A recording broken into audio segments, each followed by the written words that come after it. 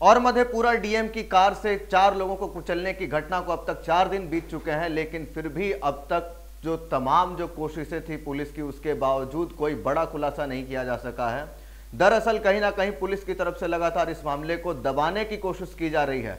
Madhepura DPRO का साफ कहना है कि गाड़ी में टेक्निकल ग्लिच की वजह से गाड़ी जो है NH 57 पर दुर्घटनाग्रस्त हो गई। लेकिन ऐसे में साफ सवाल यह है कि क्या अगर गाड़ी में टेक्निकल ग्लिच था तो ड्राइवर को इतनी तेज रफ्तार से गाड़ी दौड़ाने को किसने कहा था। उसी के साथ साथ वहां पे मौजूद स्थानीय लोगों का साफ कहना था कि गाड़ी में कलेक्टर बाबू मौजूद थे, लेकिन जैसे ही गाड़ी दुर्घटनाग्रस्त हुई कलेक्टर बाबू निकल करके भाग गए।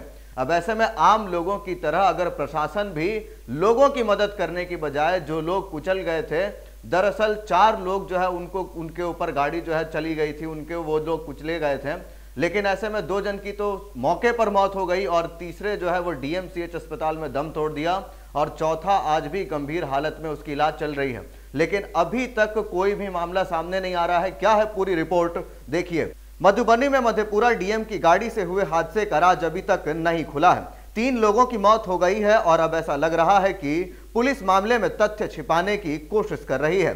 अभी तक पुलिस गाड़ी से चालक का पता नहीं लग पाया है। दूसरी ओर मधेपुरा के डीएम ने अभी तक कोई बयान भी नहीं दिया है। पुलिस मधेपुरा डीएम विजय प्रकाश मीणा की गाड़ी से हुए हादसे में तथ्यों को छुपाने में लगी है। तभी तो बिहार में मधुबनी जिले के फूलपरास थाना क्षेत्र में हुए हादसे में मां बेटी समेत 3 की मौत के 4 दिन बाद भी पुलिस चालक का पता नहीं लग सका है। उसी के साथ साथ मनीगाछी स्थित राजे टोल प्लाजा पर घटना से पहले सुबह 7:34 बजे जब डीएम की गाड़ी पहुंची थी, गाड़ी उस लेन पर गई जिस तरफ से निःशुल्क वाहन गुजरते हैं, वहां ट्रॉली लगी थी।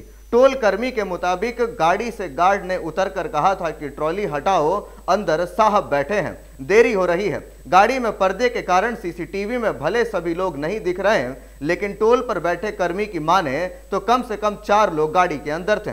कर्मियों ने बताया कि परसों ही कुछ अधिकारी आए थे जिन्होंने फुटेज भी चेक किया था और उन्होंने सख्त मना किया कि किसी को भी ना ही फुटेज दिखाना है और ना ही फुटेज देना है। तो ऐसे में सबसे बड़ा सवाल है कि जब अधिकारी फुटेज जांच करने आए थे तो फिर उन्होंने फुटेज दिखाने और देने से मना क्यों किया। और उसी के साथ साथ अपडेट निकल करके सामने आ रही है कि अंत्येष्टि के राशि के अलावा अभी भी कागजी कार्यवाही जो है वो तमाम जो दुर्घटनाग्रस्त जो परिजन है उनके घर वालों को मुआवजों का मुहैया नहीं करवाया जा रहा है। अब ऐसे में सबसे बड़ा सवाल है कि क्या प्रशासन अगर गलती करती है तो क्या बिहार में, क्या हमारे देश में इसी तरीके से कार्य होता रहेगा, छिपाने की कोशिश की जाएगी।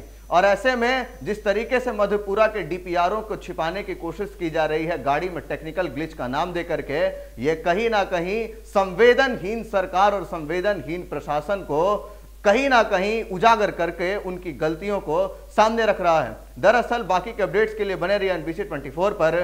धन्यवाद।